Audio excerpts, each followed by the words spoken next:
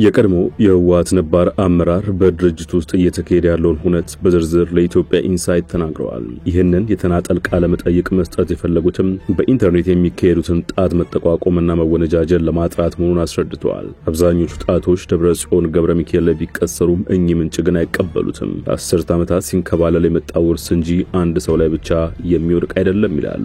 የኚህን ነባር አመራር ምስክርነት በተከታዮቹ ደቂቃዎች እንመለከተዋለን። አብረን እንቆይ።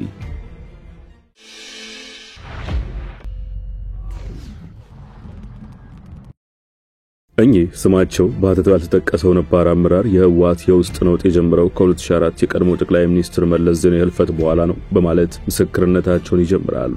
ነውጡ የጀመረው በአመራር እጦት ነው። ችሎታ በታማኝነት ተተካ። ተሰጥኦ ያላቸው ገለል ተደርገው በአሽከሮች ስብስብ ተተኩ። በርግጥ ከዚህ አስቀድሞም ቢሆን የቀድሞ ጠቅላይ ሚኒስትር መለስ ዜናዊ በ1993 ዓ.ም በህወሓት የተከሰተውን ህንፍሽፍሽ ወይም ክፍፍል ለራሳቸው የበላይነት ጠቅመውበታል። ሌተናንት ጄኔራል ጻድቃን ገብረትንሳኤ ገብሩ አስራት ሲያብራ ያሉት ተጠራርገው እንዲወጡ ማድረግ የቡድን አሰራርንና የሐሳብ ፍጭትን አብሮ አባረዋል። ከዚያም በድርጅቱ ውስጥ የተገዥነት ባህል ሰፈነ። አመራሮች ብቃት ያላቸውን ሳይሆን ሲጠሯቸው አቤት ሲልኳቸው ወዴት የሚሉ የበታቾቻቸውን መመልመል ጀመሩ። በገለልተኝነት ለመንቀሳቀስ ወይም የሰላ አስተያየት ለሚሰነዝር ሰው የማይመች አደገኛ ምህዳር ተፈጠረ። እኚህ ነባር የህወሓት ቀድሞ አመራር በብቃታቸው መካከለኛው የአመራር እርከን ላይ ደረሱትን ሰዎች በመጥፋት ላይ ያሉ ዝርያዎች ሲሉ ይጠሯቸዋል። ለህወሓት ውድቀት ዋነኛው ተጠያቂ ደብረጽዮን ገብረ ሚካኤል ነው የሚለውን ትርክትም በፍጹም አይቀበሉትም። ይልቁንም ቀደም ሲል የተጠቀሱት ክፍተቶች ከአብይ አህመድ ወደ ስልጣን መምጣት ጋር ተዳምረው ያዋለዱት ነው ሲሉ ይበይናሉ። ድህረ መለስ ህወሓት ከፌዴራሉ መንግስት አወቃቀር ቀስ በቀስ ሲገፋ የነበረበት ሲሆን የኃይለ ማርያም ደሳለኝ ጊዜ ደግሞ እንደ አባዱላ ገመዳና ገዱ አንዳርጋቸው ያሉ የአማራና ኦሮሚያ ፖለቲከኞችን በማግነን ህወሓትን ወደ ዳር መግፋት የተጀመረበት ነው ይላሉ። ደብረጽዮን ታዲያ ስልጣኑን የተረከቡት አንድ ልጃጀ ሽማግሌ ለመሞት በአልጋ ላይ እያጣጣረ ባለበት አይነት ወቅት ነው። እኚህ ስማቸው ያልተጠቀሰ የህወሓት ሰው ደብረጽዮንን መከላከላቸውን ሲቀጥሉ እንዲህ ይላሉ።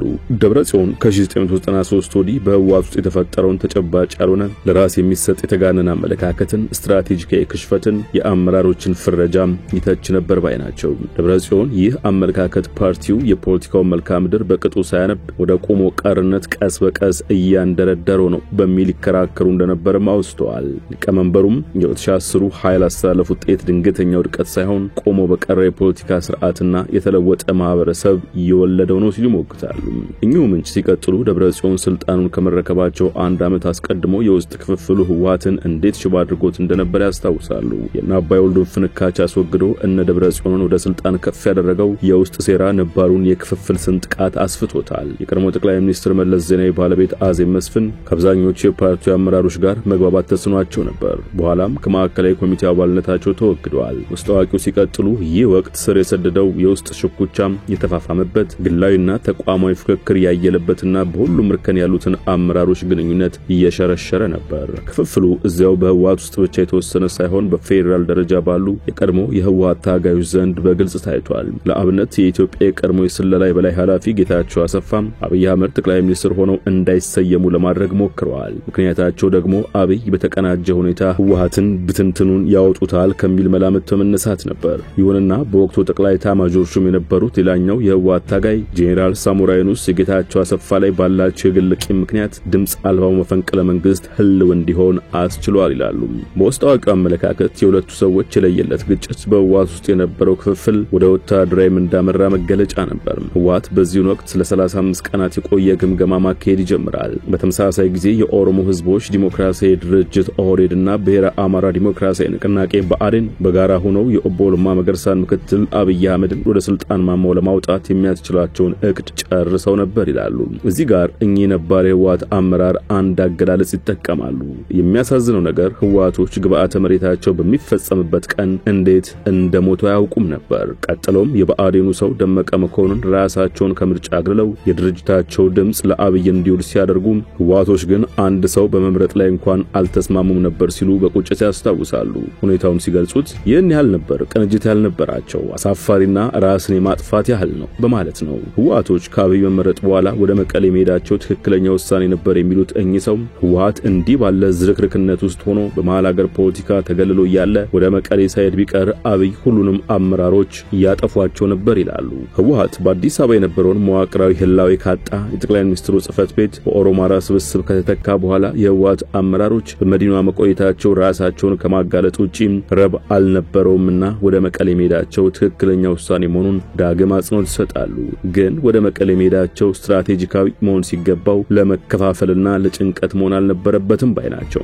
የኦህዴድና ብአዴን ጥምረት ህወሓትን ከፈነገሉ ዳግም የመመለሱ ነገር አክትሟል። የተነጠቁትን ስልጣን መልሶ ለማግኘት ጊዜው ረፍዷል። አስቀድሞም እኮ ሙተዋል ሲሉ ይህንን ንዑስ ርዕስ ቋጭተው ወደ ሌላኛው ያመራሉ። በ2012 እና 13 መጀመሪያው ጥረቶች እያየሉ ቢመጡም የህወሓት አመራር ጦርነቱ አይቀሬ መሆኑን ሊቀበል አልፈለገም። አመራሮቹ የራሳቸው ርዕዮተ ዓለም እስረኛ ከመሆናቸው የተነሳ ብሔረሰቦች የማዕከላዊ መንግስት በትግራይ ላይ ጦርነት እንዲከፍት አይፈቅዱለትም ብለው ያምኑ ነበር ብለዋል። ይህ የህወሓት አመራሮች ርዕዮተ ዓለማዊ እስረኝነት አደገኛ ውጤት አስከትሏል። አብይ አህመድና ኢሳያስ አፈወርቂ ቅንጅታቸውን እያጠበቁ ያለ እንኳን ህወሓት ሁለቱ ሀገራት ተባብረው ይቀርና የፌዴራሉ መንግስት ብቻውን ጦርነት አይከፍትም ብሎ ያምን ነበር።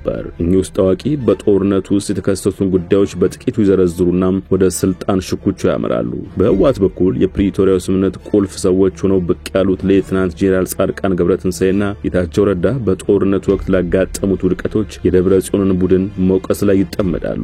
በጦርነቱ ወቅት ከህወሓትና ፌዴራል መንግስት በኩል ሲሰጡ የነበሩት ትርክቶች ለየቅል መሆናቸውን የሸገር ታይምስ ተከታታዮች ልብ እንድትሉ እያሳሰብን ወደ ጽሑፉ እንመለስ። የህወሓት ኃይሎች አዲስ አበባ ለመግባታቸው ስትራቴጂካዊ ውድቀት መሆኑን ይጠቅሳሉ።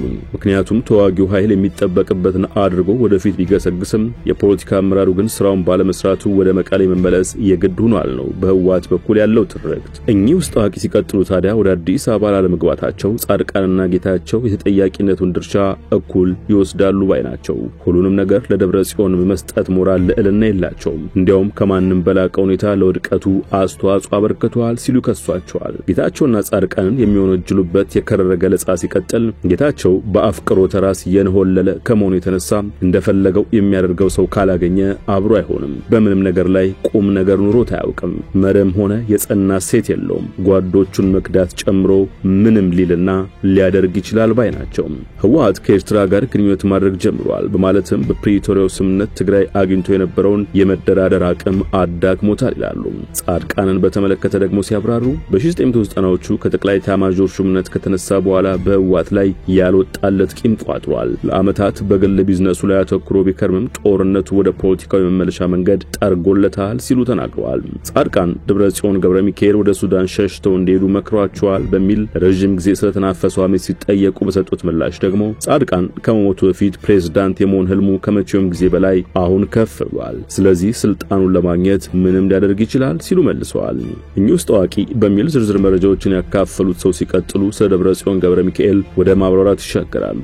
ደብረጽዮን ችሎታ የለውም፣ ብቁ አይደለም እንጂ በሙስና የተዘፈቀ አይደለም። ፖለቲካን የሚረዳው በበጎነት ነው። ጌታቸው ረዳ ለሊቱን ሙሉ የመጠጣት ሱሱንም ሆነ ስር የሰደደ ከስራ የመቅረት ባህሪውን መታገሱን የሚመለከተው እንደ በሳል አመራር ነው። ይህ ግን አመራር ሳይሆን እውርነት ነው ሲሉ በይነውታል። ደብረጽዮን በቀላል አገላለጽ የሬዲዮ ቴክኒሻን የነበረ ሰው ነው። አይደለም የአብይና ኢሳያስን ማኪያቬላዊ ጨዋታ ይቅርና የፖለቲካ ሀሁን በቅጡ አይረዳውም። በመጨረሻም ስለ ህወሓት ወቅታዊ ሁኔታ ሲያብራሩ የውጭ አካላት በተለይም ምዕራባውያን ህወሓትን የሚመለከቱት አሁን ካለበት ውስጣዊ ክፍፍል አኳያ ነው። ትክክለኛው የህወሓትን ተፈጥሮ አይረዱትም። ህወሓት ለትግራይ ህዝብ የፖለቲካ ድርጅት ብቻ አይደለም፣ መንፈስ ነው ሲሉ ተናግረዋል። ፓርቲው ደጋግሞ የውጭ ጥቃት ቢያጋጥመውምና ሊፈርስ ነው ቢባልም ብዙ ጊዜ ተርፏል። አሁን እንኳን ብልጽግና ፓርቲ ህወሓትን ለማጥፋት በሚጥርበት ወቅት ህልውናውን ለማስቀጠል የሚደረጉ ቅጽበታዊ የቡድን የህልውና ትግል ቀስቅሷል ባይ ናቸው።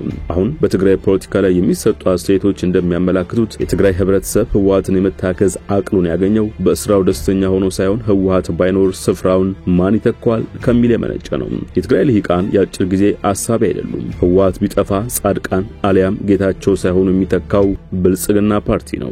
የትግራይ ተቃዋሚ ፓርቲዎች ተቋማዊ ብስለትና ብቃት ያለው አመራር ስለሌላቸው በትግራይ ማህበረሰብ ዘንድ አመኔታ አልተቸራቸውም ሲሉ ያትታሉ። ጽሁፉ ወደ መቋጫው የክልሉን ፖለቲካ የሚከታተሉ ሰዎች ህወሓት በትግራይ ፖለቲካ ውስጥ ሚና ኖሮት እንዲቀጥል ይፈልጋሉ ይላል። ግን ያለፉትን ጥፋቶች አምኖ ተጨባጭ እርምጃዎች ወስዶ የማህበረሰቡን እምነት ማግኘት አለበት። የትግራይን ህዝብ በይፋ ይቅርታ መጠየቅ ቁልፍ አመራሮችን በተለይም ደብረጽዮን ስልጣን እንዲለቁ ማድረግ እንደሚገባም አጽንኦት ሰጣሉ ይላል። በመጨረሻም እኚህ የውስጥ አዋቂ የህወሓት ማዕከላዊ ኮሚቴ አባል አብርሃም ተከስተ ደብረጽዮንን ሊተኩ ይችላሉ ሲሉ አስተያየታቸውን ቋጭተዋል። ወደ ሸገር ታይምስ ተከታታዮች ለዛሬ ያሰናዳንላችሁ ጥንቅር በዚሁ ተቋጭቷል። ስለተከታተላችሁን አመሰግነን። ጤና ይስጥልን።